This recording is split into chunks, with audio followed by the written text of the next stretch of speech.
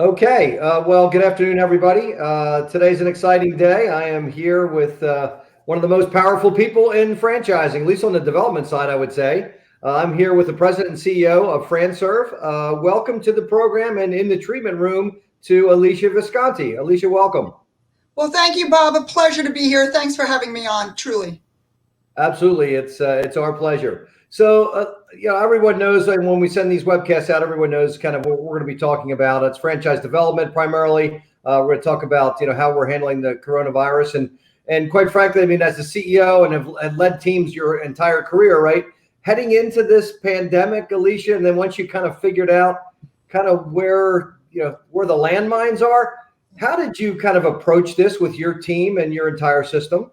Well, that's a great question, Bob, because when the pandemic first started, right, all of us kind of took a deep breath. So I think that's the first thing we all did. We took a deep breath and waited to see what was really going to happen. But then when we started to see things unravel and kind of unwind and unmap, yes, what we really had to do was start to pivot.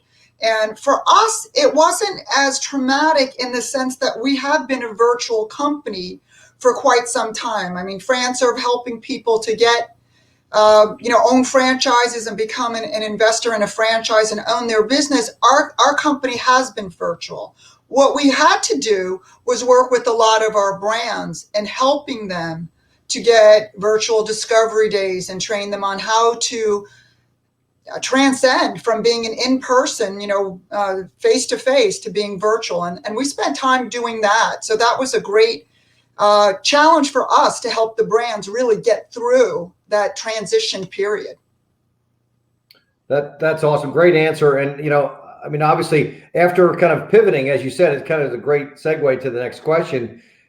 What do you see now as like some of the biggest challenges? And then, or if you can even share an experience or two with kind of tactically how you pivoted in certain circumstances, if you don't mind. Sure. No, I think it's great. I really think that entrepreneurs, really when you think about what they are, we are people who jump off cliffs and build planes on the way down, right? So right. When you think of that, you have to be able to really adapt and change and pivot to what is going on. And those kind of circumstances really do challenge all leaders to identify their business's strengths and weaknesses. We had to modify things on our website, our messages, emails, phone conversations, because of course you're dealing with a situation that is unlike anything most of us have ever dealt with before. And again, sensitive nature and reaching out to people. How do you keep your marketing message to be truly of caring, of understanding in these times? Our headquarters is located 30 miles from New York City.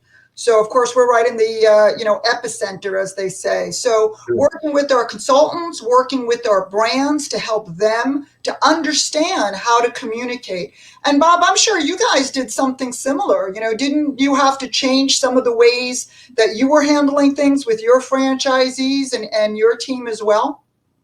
Yeah. I appreciate that because, when you look at the spa business, right? We're in a business where we're actually touching people. We're breathing the same air. We're very close. It's more of an intimate setting. And my God, we looked at this and we're like, okay, this is kind of beyond our everyday knowledge and expertise. So we actually hired an epidemiologist. We hired healthcare professionals. We hired experts in the field. We brought in 4 different companies to teach us about not only how to clean a room, but microbially to do microbial cleaning where it's almost like a surgical room. So, to really get the bacteria and anything out of the room that could present an issue.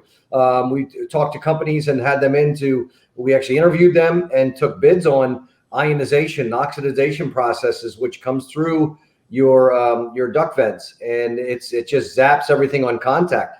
We never even thought of these things when we went into this. From a development side where, Nicole and I, we're kind of the development people at Hand and Stone. I mean, we've gone from your traditional webinar where, you and I might share a screen, Alesia, to doing things like this, to podcasts or webcasts and things like that, which is great. And I think it's going to it'll define the way we do business going forward for a long, long time too. So those are a couple of the examples of the things we handled from a street level or retail perspective, and then as well as franchise development. Yeah. And I think that's true for businesses that are going to thrive as we come out of the pandemic. It's who adapted and who really came through on changing their ways. And look how much detail you did to ensure the safety of your customers and your staff. Yeah, and it's so far it's proven right. I mean, we're kind of in a really good spot right now, continuing now to reopen our locations, and I'm kind of curious as we go through it. I have we have our own issues.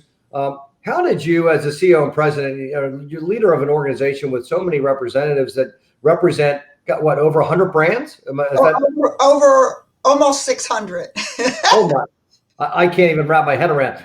I handle one. I don't know how you do that, but so what are the things like if I'm looking into Alesia Visconti's crystal ball as a president and CEO, what are those things that you're saying, or concerned about in the next 3 to 6 months, and kind of give us, your thoughts on that, if you don't mind. Sure, and I appreciate that. I think a lot of people in our situation in franchising have concerns and are nervous about certain things. But I will tell you, one of my favorite hashtags on social media right now is #FranchiseStrong. And I totally believe that. We always come out of every situation strong. We do adapt and we are forward thinkers. So what we are seeing right now is a lot of interest, honestly, in franchise ownership, with unemployment being so high and with people, I think, reevaluating their lives. I think a lot of things that COVID-19 did was to make people stop and pause and think about what they have in their lives. And is their life the way they want it to be? And many people just really enjoyed having a touch of that autonomy, their schedules, working with their family, not having to commute and travel. And I think what we are seeing is people truly reevaluating their lives and saying, maybe corporate America isn't right for me anymore. I've kind of had an awakening, and owning a franchise is the ticket for me now, for my family, for the future. So we're very excited about what the future will hold. We see things definitely turning the mark. Certainly those first 2, maybe 3 weeks, we saw everything just pause. I mean, everything just slowed down, right? So, and then you see people come back and, say, what's the best thing for my life? And truly, for many people, it is franchise ownership and becoming a franchise consultant. We've had a great deal of interest and people coming on to be a franchise consultant for FranServe.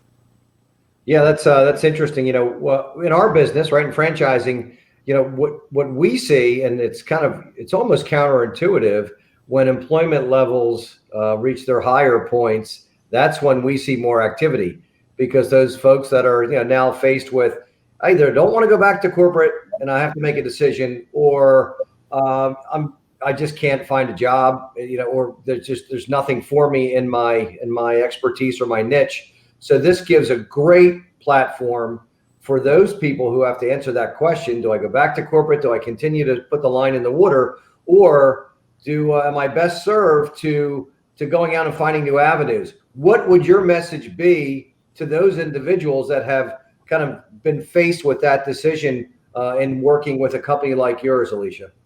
Well, it's interesting. My background comes from career transition. I was in the careers industry for many, many years, had companies, very huge companies in that industry. So I'm very used to helping people almost all my life in career transition and career bliss and finding their life's goals. So I think this is a time for people to stop and think about where they want to be. Is it the wake-up call? Is it, if you've always wanted to own your own business and you wanted to be self-employed, owning a franchise is such a wonderful way to go, because as you know, Bob, you just repeat the successful plan in order to own the business. It's not from scratch. You don't have to worry about as much risk as you need to as when you own a franchise. So I liken it a lot to when someone comes home from college and their parents wanted to then tell them, oh, well, you have to be home at 10 and, you're under my roof now. And I know when I would do it, I would say, I've been living on my alone all this time. I'm not going to want to listen to someone.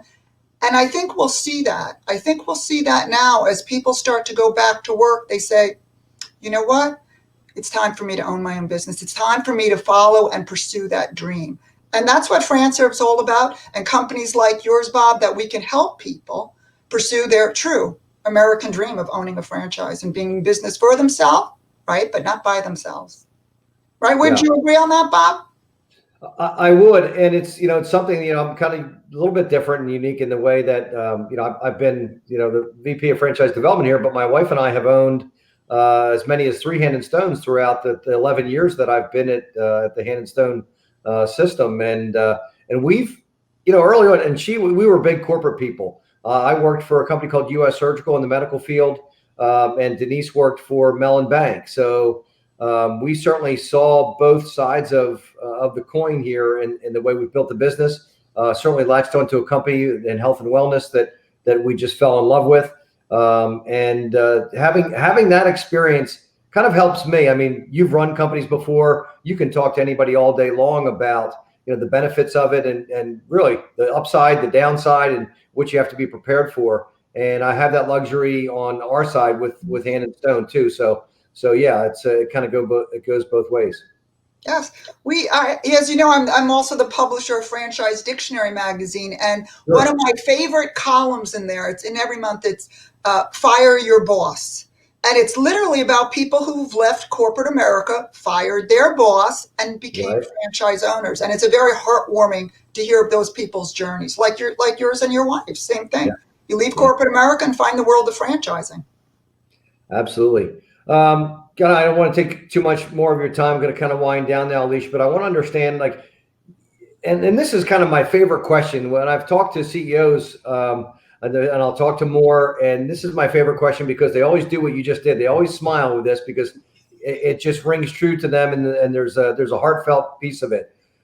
If you had if you had everyone in front of you right now at FranServe, your team, your people. What would your message be as the president and CEO and kind of almost the I guess call it the matriarch of the family? What would your message be to them today?